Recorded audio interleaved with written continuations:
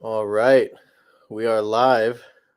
Hello, everyone. It has been a long time, surely. Um, our last R&R was probably over half a year ago. Ricardo left and went to go fight some fires. And On Thursday. I over the summer I ordained as a monk and have been back. Yeah, it's probably been at least 8 months. So, Mm-hmm. how's it going, It's been man? a little while. It's been a little while. Just going around, fighting fire, trying to balance the meditation life. Mm-hmm. Absolutely. So this episode will be shorter than the discussions we have had before because this is just us coming back on and saying hello to everyone. We're probably surely Ricardo will be doing these every week, and if we're not having a discussion every week, we'll be streaming a meditation every week. Mm-hmm. So either from me or from Ricardo and myself together. So yeah, so bunch of lessons over the last 8 months and some huge developments personally For and sure. spiritually. For sure. Yeah, One of massive the stuff. one of the one of the things that should be talked about more than ever, just like from our experience recently, has been about virtue and the art of love and giving, especially like because of how sensitive karma is, how sensitive karma can be. We tend to think we can hide things, we scheme, we manipulate. Maybe when no one sees it, there's a couple of things. One, what your body can understand the stress. Like your body will hold in all the emotions in. So you're scheming or lying or trying to like work your way around things. Your body is already like tensing up. It's holding that in. Secondly, it's the karma. Those things, even how small it is, can just have such a ripple effect. And just we know this logically. We understand these things. But to have a deeper experience about the karma has been quite interesting. Yeah, in the contemplative traditions or in spiritual circles in general, we call obstacles karmic purification. So when things get difficult, we see them oftentimes people see them as lessons or as parts of our mind and bodies and energies being cleared out and resolved. Reminds me of many times I've heard this from Ricardo's teacher, John Douglas. He was talking about, we just discussed this today at the Indian restaurant. It was a great conversation. Um, this teacher, Master John Douglas, he was talking about how it was advised, a person asked if he should do this particular investment, and the okay was given to him, and he lost a absurd amount of money, 150,000, something like that, a really big chunk of money, and the person was extremely upset. And what John said was, sometimes we have to lose now so that we can win later. Uh, Sometimes our business has to fail. We have to lose 50,000 or 100,000, lose our jobs. We have to experience it not working out. So lose 150 grand today, lose your business today so that you can be saved from having cancer later. It's a pretty profound thing to say. You know, I can't see into the nature of karma, but um, many great spiritual teachers and gurus are able to see the threads of karma and see the results of certain actions and what actions in our current lives and what outcomes in our current lives are the result of past actions from other existences and former incarnations. So lose today so you can win tomorrow. This is the Mm-hmm. conversation of today. What do you have? And What thoughts do you have to share? and even on a lesser esoteric understanding of it, it's simple. Just being you do if you do good things, right? Good things happen to you. That's what everyone knows as karma. Yeah. But sometimes the way things work out is sometimes you are bound to lose. Like it's almost mandated for you to lose just because of whatever thing is going on with you. It's sort of like you can start planting a garden. You can make it as perfect as you can just make every plant perfect.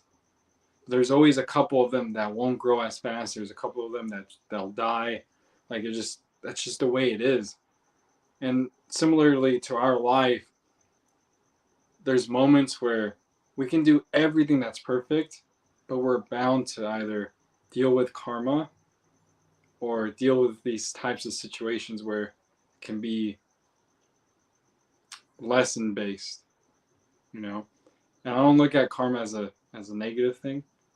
I think it's just based on when you go through when the karma hits you, it's not like, oh, I have bad karma. No, it's okay, this is an opportunity to learn. And once the lesson is learned, you can continue going on. The problem is when you don't learn the lesson, it'll come back. It'll come back a little harder. If you don't learn, come back a little harder. And it's that itself is a blessing just because your awareness is not there yet. You cannot see it. And so they're making it the whatever the reality, God, the universe, angels, bodhisattvas, they're trying to put it right in front of your face, the lesson that needs to be learned.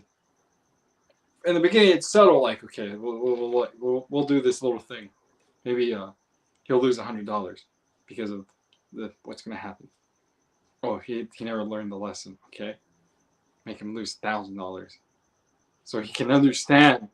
Like they're literally trying to strangle you and be like, see it. Yeah, reminds me of another statement that was made um, uh, when talking about addiction and the karma behind addiction. And it seems that when you have a bad habit like this, you're always you have to step up to the plate again and again and again and try again to try to stop again and again and again. And it's like, how many times do you tell yourself this is the last time, or how many times do you tell yourself you're going to stop?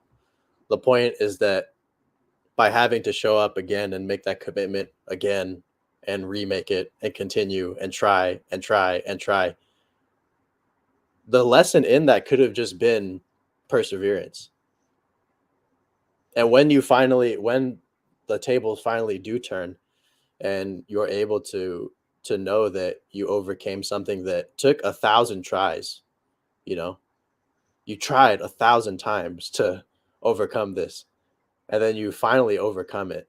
Can you imagine how powerful that actually is? I mean, maybe this is the thing, like, we can have sources of power that are untapped and unrecognized because we don't acknowledge them, right? So there may be a person who he's he doesn't have an addiction anymore, or she overcame a serious problem like this, but because they're failing to really see how far they've come, they don't see it as a source of power. They still see it as like part of their old story, and they still see themselves as an addict. And I know that's a part of that AA philosophy, and I don't totally understand it, so I'm not going to comment more on it, right? But the notion that you've stayed away from something that is really bad for you for 10 years and it almost ruined your life. Like, if you actually take that from a bird's eye point of view and you look at it from a larger perspective, like, that is incredible. That's incredible that you've been able to stay away from something that was so detrimental to your life. Because the truth is, a lot of people don't. A lot of people don't win. A lot of people stop trying. A lot of people give up. And if you haven't, and you're still carrying on, There's a comment here. I've taken so many L's. I need to learn how to take an L to win. When I think of my practice, and I'm sure Ricardo can relate to this too, I'm just amazed at how people just get it these days. You know, Ricardo, you and I teach people, and they just have like wonderful meditations, and they have the best time, and like the purification's good. They've meditated. It's like the third time they've ever meditated, and they're like sitting for an hour, They're big like, smile on their face. Yeah, no problem. Expanded consciousness, dude. Ricardo and I worked for like 7 years to experience like little glimpses of that stuff, or 5 years at least, right? And it's just amazing to see. It's like you take in my practice, I took losses for years. I mean, literally, it was like being in the trenches, just suffering. Ricardo, his teacher told him he had spiritual greed. Someone told I didn't. No one even had to tell me. I knew I was spiritually greedy. Like I knew I was full of craving. All there was craving. 7 years of craving, and then one day, by the grace of the Buddha nature, it all turned around, and things became effortless. So it was like taking losses for years and years in practice. And then finally, the water starts to boil and things become easy. and don't get me wrong, like though that is right effort, which is talked about in the Buddhist texts of the first teachings of the Buddha, right? Mm-hmm. Right action. Now, to have the discernment of right action is also necessary, because some people, when they take such a direction, what tends to also happen is they can get lost in the effort. And what I mean about that is okay, let's take, for example, someone who's a car salesman, and they focus on being a car salesman for years, and they continue trying to sell cars and like do all the business stuff, and it just doesn't work out for them. For 5 years it doesn't work out for them, and they're still putting effort. For another 7 years, doesn't quite get the lesson. At a certain point, there needs to be an understanding of, okay, maybe this isn't maybe this effort isn't right effort, you know. And kind of like aligning it for me is, I had the right effort of, I did concentration practices, shamatha practices, I did awareness practices. It's not to I mean, and I had those experiences, very aware. It was very aware, very deep, very empty. But it's not till I started to practice loving kindness where I started to be like, oh my God, why did I do this in the beginning? Why should, like, I felt like an idiot. Like, because at a certain point, like the way the mind and the heart started to interact together was very smooth, was even much more deeper than I ever, like, at a certain point it was a threshold. Speaking of that, At a certain Ricardo, point, oh yeah, go for it. do you want to continue? Because what you just said is literally on this page that was already open in the Prajna Paramita Go for it. Sutras. Say, let's hear it. Let's hear it, baby. Okay. So this is Prajna Paramita Mahayana Buddhist teaching. Perfection of Wisdom Sutras in 8,000 lines, Lex Hickson version. So it says this: simply because of the powerful presence of this perfection of wisdom, the 10 wholesome modes of purifying and healing activity gradually become manifest in the conscious streams called living beings. Simply because of her subliminal influence, the 4 levels of boundless concentration develop. The 4 levels of boundless concentration are the 4 Brahma Viharas: loving kindness, compassion, sympathetic joy, and equanimity, which is exactly what Ricardo just mentioned. From them, the Brahma Viharas, in turn, spring the subtle refinements called the 37 limbs of enlightenment. Also called, I think they're also called 37 factors of enlightenment, which open access to the 4 spheres of formlessness, which are the formless attainments in Buddhism, as well as their corollary, the 6 miraculous modes of super knowledge, which are the 6 supernormal powers that the Buddha attained. So this began with the 10 wholesome modes of purifying and healing, which fortunately I'm not familiar with that. But the 4 levels of boundless concentration, the 4 levels of the boundless samadhi, the Brahma Viharas. Since Ricardo and I did our retreat and we did that retreat like a year ago, right? Or maybe longer. Really? Yeah, maybe it was longer than a year. Was it 2 years ago? I don't Dude, know. I don't even remember. Time is confusing for me. So, but since we did that retreat and we began applying more loving kindness, more compassion, more sympathetic joy, and equanimity into our practices, it has really changed everything. It's You can approach practice from so many different angles. Some of us come from the angle of things where we're really putting effort to develop mindfulness. This reminds me of a saying that Master Chokhuk Soi said. He said, "You can observe thoughts like Ramana Maharshi style, Vedanta style. You can just observe the mind, and eventually the mind will come to a cessation, and awakening will happen." And he's like, "It'll take you 20 or 40 years." And then he said, or you can become a conduit for divinity. And that is an instrument of love. And that is a faster path. This is what he said. So, and it makes sense just because, again, the way the being a little bit more esoteric, the way the crown and the heart center react to each other are pretty much very similar. You can even have almost 2 types of non-duality of the unconditional love, where there's no separation between you or the other person or object or anything, because it's all boundless love. Or even non-duality of the nature of mind. right. You can understand and be aware of it. So these 2 modes functioning at the same time, though, is a completely different thing. I remember one time meditating, and I was teaching, and I was just doing awareness, just awareness of thought. And as I was teaching it, and I had already done like maybe a year of loving kindness. Right when I started doing, and I had not done awareness since then. Once I started to practice the awareness, all of a sudden, I started to go really deep, and it was empty, but a loving emptiness. I've never had that before.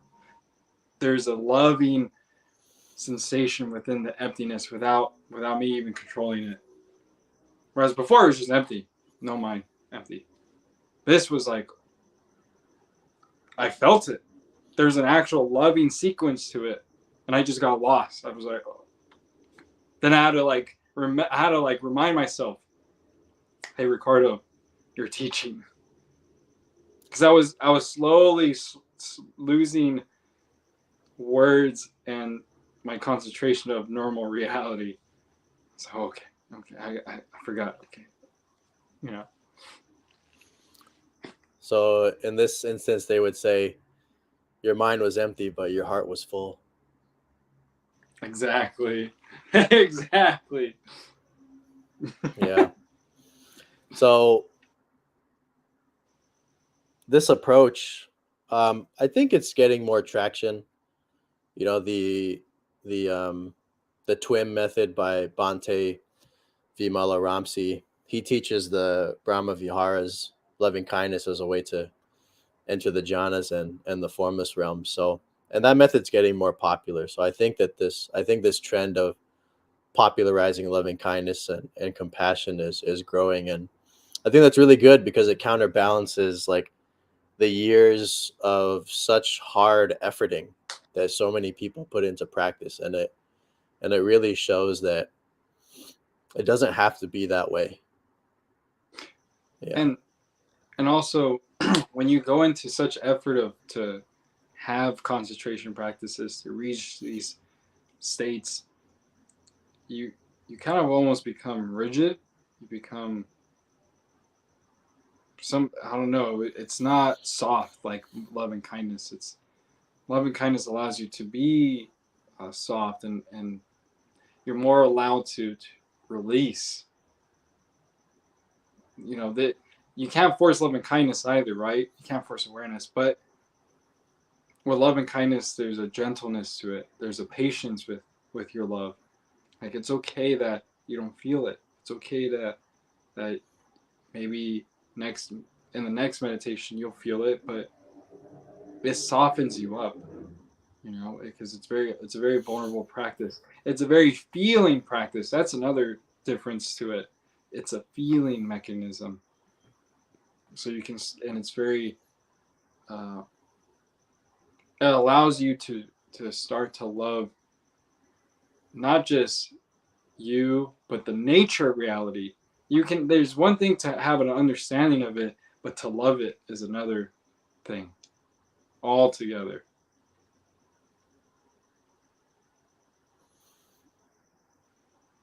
And so when we go into love and kindness much more deeply, obviously you can look at a person and feel not a separation, but obviously that takes time. And these like any other practice, these things take time. It's really true. You could have non-duality, and awakening is really a gem. It's a multifaceted gem, and different teachers or different practitioners, masters, they can have an emphasis of a particular facet. So let's take an example of a teacher like Maharishi, obviously awakened and had a huge influence on society. Very much the devotional type of practitioner. Very much devotion to God, for the love of God, all of this. And so it seemed that his type of union, loss of separation, was really born of love and devotion, and of course, meditation through TM. But we look at another teacher, UG Krishnamurti. This guy straight up says, like, screw your conception of love right off the bat. It's like, it's a projection, it's a fiction. But obviously, when you look at his life and when you see how he describes his moment to moment experience, it's very clear that he's awakened and that he doesn't experience duality whatsoever. So different teachers can have different experiences of this gem we call enlightenment and awakening. And I'm not really in a position at all to rank who's higher than the other, like which gem is superior to the other. But I can clearly see what's awakening and what isn't, having been in this field for long enough. So one teacher may have a very harsh, like cutthroat, deconstructive, it's all emptiness, it's all illusion point of view. Another teacher may have the emphasis that it's everything is love. And then some teachers will meld both, seeing simultaneously the illusion and the unreality of things, while also seeing the love and the interconnectedness of everything.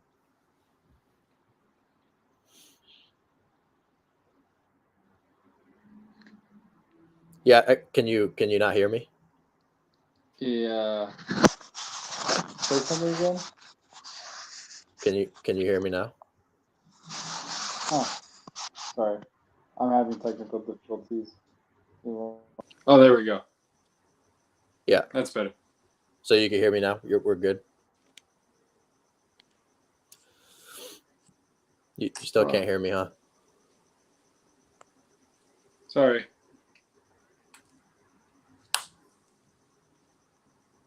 Give me 1 second.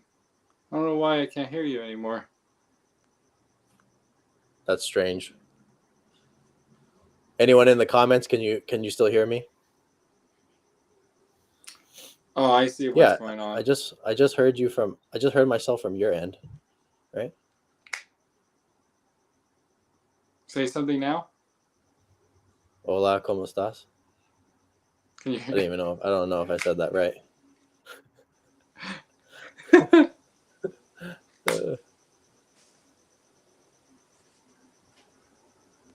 Yeah. Testing.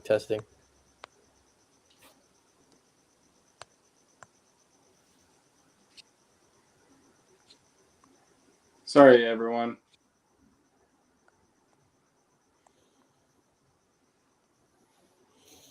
Let me see if I Oh, there can. we go. I can hear you now. Oh, you can hear me now? Okay, good. All right. So we're at the 25-minute mark, so I think we could wrap it up and make our announcements and our updates. Do you have Okay. any? Yeah, so I'll be actually teaching in a studio in San Fernando very soon. I'm getting a schedule down, but somewhere on the weekend between, I don't know, sometime in the morning, probably every other Saturday. I still have my website up if anyone wants to go check that out. I teach one on one. And I know Ryan and I are going to start teaching again at the SO. Yeah, we're teaching. We have a group meditation coming up at it's called the So Collective Garden. Their community garden in Arleta. So this is all Los Angeles, um, San Fernando Valley area. So Saturday morning, 11 a.m. PST, we'll stream from there.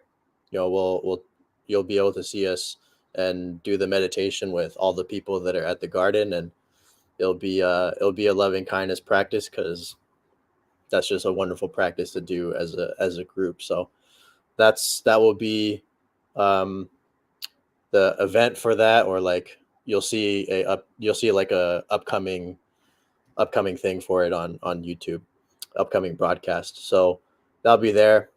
Um, if you haven't, you could press the little button, the little bell, and turn on the notifications, and you'll catch us that way. So Ricardo and I are gonna make a schedule.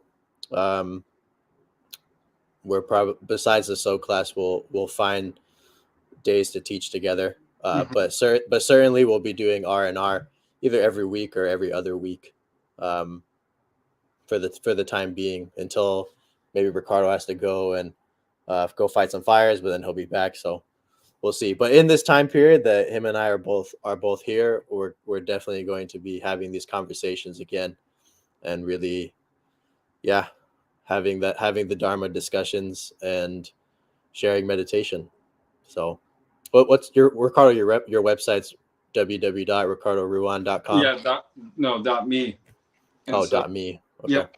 And then again, I'm teaching in a place called the Wild Plum Center or Wild Plum Wellness.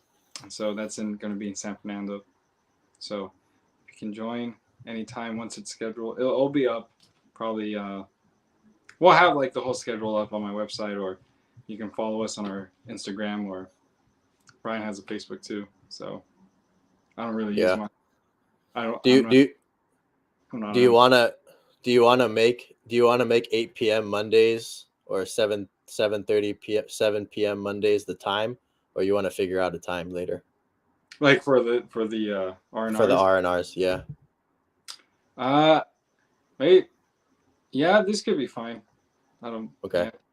We'll confirm with everyone. You can all see the created broadcast for the following week, so we'll put it together. And thanks for tuning in. I'm glad that all of you showed up, and looking forward to Oh, having but more conversations. before we go, does anyone have any questions?